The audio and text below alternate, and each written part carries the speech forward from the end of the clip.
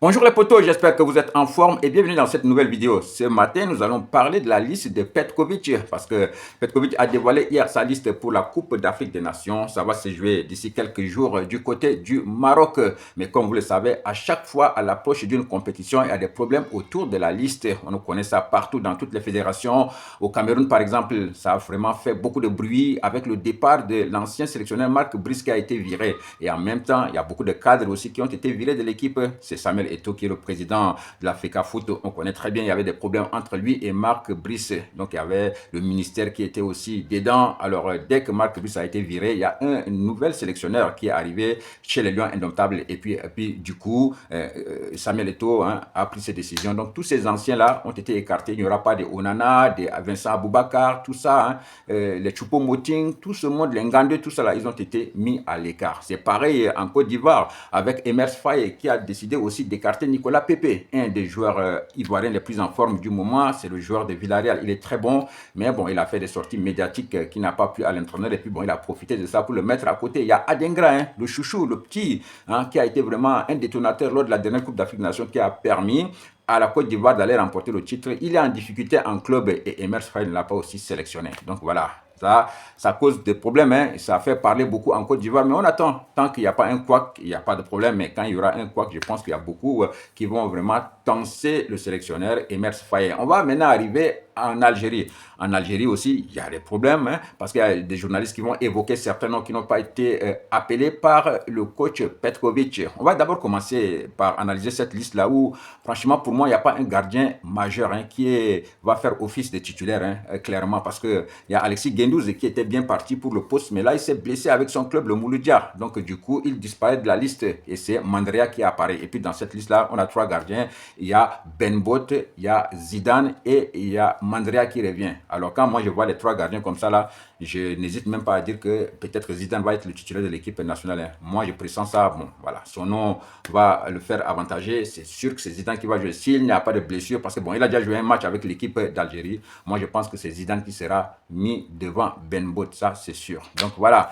pour les gardiens, ce sera ça. Donc il y a Mandrea aussi qui a fait son retour. Et puis bon, on a vu que c'est complètement une nouvelle équipe. Il y a seulement 7 joueurs de Belmadi qui ont gagné la Coupe d'Afrique des Nations en 2019 qui figurent dans la liste. Il y en a seulement 7, 2 en attaque.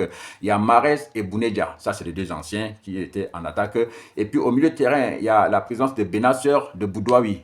Et puis en défense, il y a trois. Il y a Atal, il y a Ben Sebaini et il y a Mandi. Donc c'est les 7 rescapés de l'époque de Jamel Belmadi, les Fennecs de 2019 qui ont remporté le trophée africain continental. Donc voilà, c'est une équipe qui est renouvelée avec beaucoup de nouveaux joueurs. Donc maintenant, c'est à Petkovic maintenant d'aller montrer que ces jeunes-là aussi peuvent remporter la Coupe d'Afrique des Nations.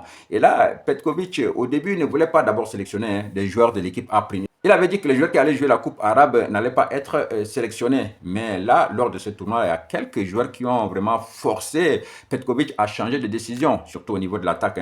Parce qu'il faut aussi noter l'absence des joueurs blessés tels que Belaïli ou bien encore Gouiri. Alors ceux-là, ils ont libéré des places et les jeunes là ont profité. Il s'agit de Boulbina et de Berkane. Les deux, ils ont fait très fort, surtout lors du match contre le Bayern. Ils ont crevé l'écran, les deux petits. Donc ça a obligé Petkovic de revenir sur sa décision et de les sélectionner. Donc Boulbina a été sélectionné à l'équipe nationale. Pour Boulbina, on présentait ça depuis. C'est un garçon, un académicien. Il est formé pour ce carnaval-là. Donc tôt ou tard, il est arrivé à l'équipe nationale. Mais le plus surprenant, c'est pour Berkane. Berkane qui est passé en 2 ans de la deuxième division à l'équipe nationale A. Ça, c'est vraiment extraordinaire et il faut saluer ça. Oui, il y a 2 ans, il jouait à Akbou. Il est arrivé à la GSK, il est resté 2 ans, il est parti à El Wakra. Et puis là-bas, il a commencé à marquer, on l'a appelé. Et puis il a confirmé chez les A'. Donc franchement, c'est une sélection méritée pour Berkane. Donc on va dire chapeau et bravo. Maintenant, on a posé des questions concernant l'absence de Ben Taleb, par exemple. Petkovic a dit que non, pour Ben Taleb, il a des joueurs à ce poste-là. Il compte par exemple sur Zerouki, il compte sur Benasser.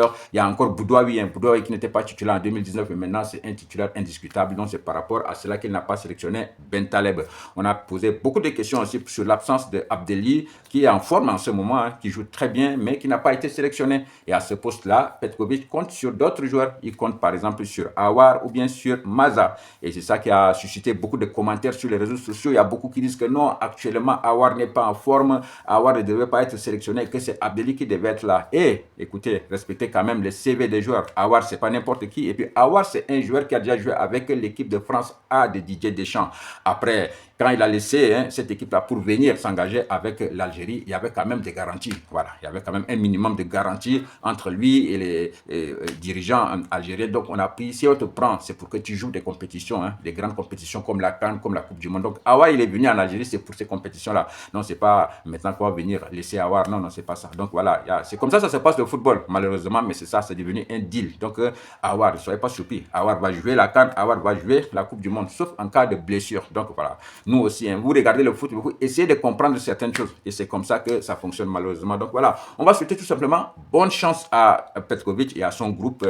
On espère qu'ils vont défendre valablement les couleurs de l'Algérie et ils vont faire gagner les Fennecs, franchement, peut-être une autre étoile supplémentaire. Il faut aussi noter la présence de 2 joueurs seulement qui jouent dans le championnat algérien. Je pense qu'il s'agit de Belaïd, le défenseur central de la jeunesse sportive de Kabylie, et du gardien Benbot que j'évoquais déjà. Donc voilà, ce sont ces joueurs-là qui sont issus du championnat local. Il y a un autre défenseur qui pouvait peut-être avoir la chance d'être sélectionné, c'était Abada. Lui aussi, il a fait un très bon tournoi arabe, mais malheureusement, son nom ne figurait pas sur la pré-liste qui avait été envoyée à la CAF. Donc voilà, c'est ça qui a tout simplement exclu Abada, qui ne démérite pas, mais qui a été aussi très très bon. Par contre, Tougaï, le défenseur de l'Espérance de Tunis, lui, fera partie de l'expédition. Les amis, je vous souhaite de passer une excellente journée. On se retrouve à très vite pour une autre vidéo. Big up!